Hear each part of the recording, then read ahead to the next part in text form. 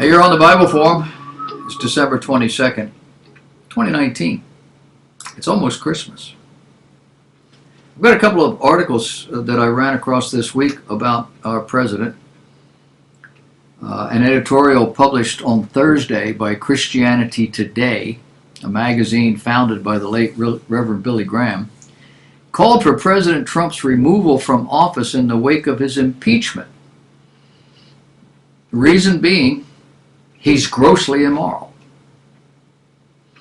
The editor said, "We have reserved judgment on Mr. Trump for years now. Some have criticized us for our reserve. But when it comes to condemning the behavior of another, patient charity must come first. To use an old cliche, it's time to call a spade, to say that no matter how many hands we win in this political poker game, we are playing with a stacked deck of gross immorality and ethical incompetence." That's a lot of illustration using very worldly and ungodly things. Why do Christians do that? Calling a spade. We're talking playing cards, which are not necessarily the nicest things in the world. They can be. But in this context, no. A stacked deck, gross immorality, ethical incompetence. All of this stuff matters because Christianity Today, as a magazine, is an influential mainstream organ and is designed, marketed to evangelicals. They have 4.3 million monthly visitors on the site and hundreds and thousands of print subscribers. President Trump won 81% of the evangelical vote in 2016, a group that makes up about 25% of the electorate. That according to Pew Research. Now, Billy Graham's son Franklin is an ardent supporter of President Trump. He told Axios on HBO in November that he supports the president because he defends the faith. The editorial calls Christianity Today's stance a moral choice, similar to how the magazine reacted when former President Bill Clinton was impeached. The facts in this case are unambiguous, it says. The President of the United States attempted to use his political power to coerce a foreign leader to harass and discredit one of the President's political opponents. That is not only a violation of the Constitution, more importantly, it is profoundly immoral. Went on to say Trump's evangelical supporters have pointed to his Supreme Court nominees, his defense of religious liberty, his stewardship of the economy, among other things, as achievements that justify their support of the president. None of the president's positives, they say, can balance the moral and political danger we face under the leader of such grossly immoral character. That Trump should be removed, we believe, is not a matter of partisan loyalties, but loyalty to the creator of the Ten Commandments. Now, context is usually a very important factor. Christianity Today has not been a conservative Christian outlet for at least 60 years that I know of. Initially, a Billy Graham construct, and it was going along, and most Christians really appreciated it. But it didn't take long. In the 1960s, 70s, somewhere, it just went the other way. Initially, this liberalism was religious, and it was subtle. But over the decades, it's grown in this magazine and flourished among liberal Protestant religionists.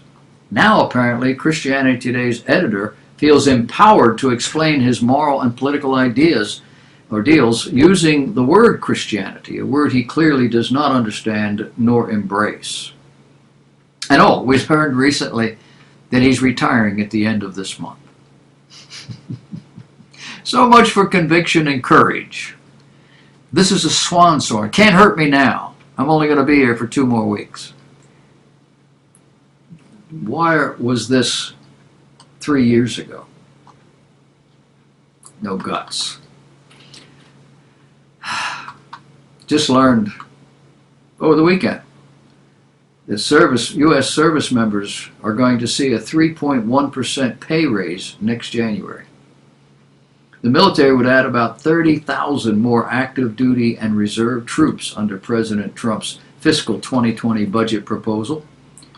For junior enlisted troops, a 3.1% pay hike would amount to about $815 more a year in pay. Not a lot of money.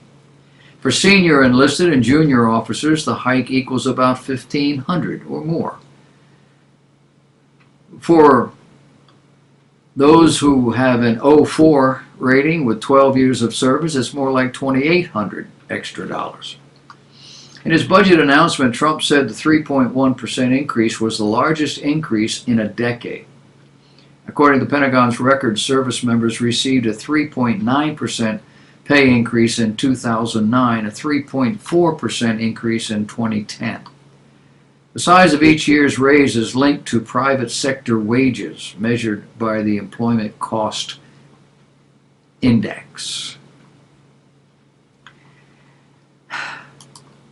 I don't know what this means. It doesn't mean a great deal in terms of actual money in somebody's pocket.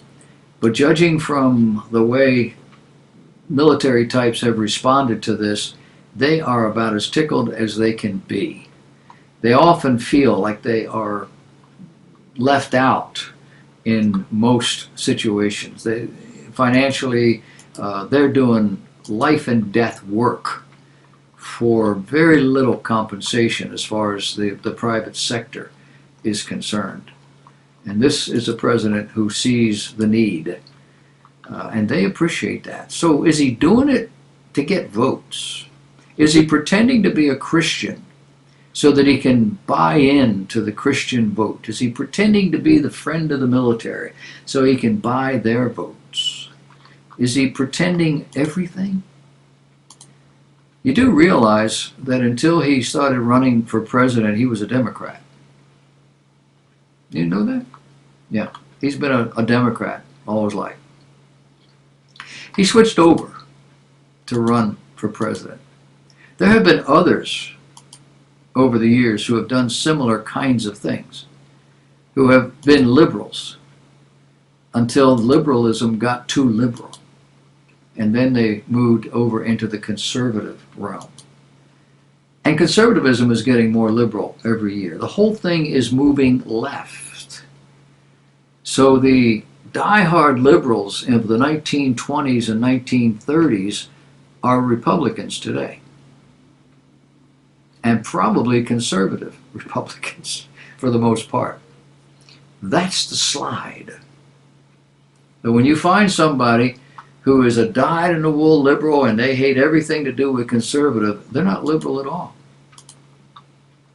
They have crossed another line in the sand. They're just outright libertine. They don't want anybody telling them what to do, and they want the government giving them everything they need or would like to have, because after all, we pay taxes. Not an American idea, not a Christian idea. So when you see Christian groups jumping on the bandwagon, pay attention. Maybe they're not as biblically Christian as they want you to believe.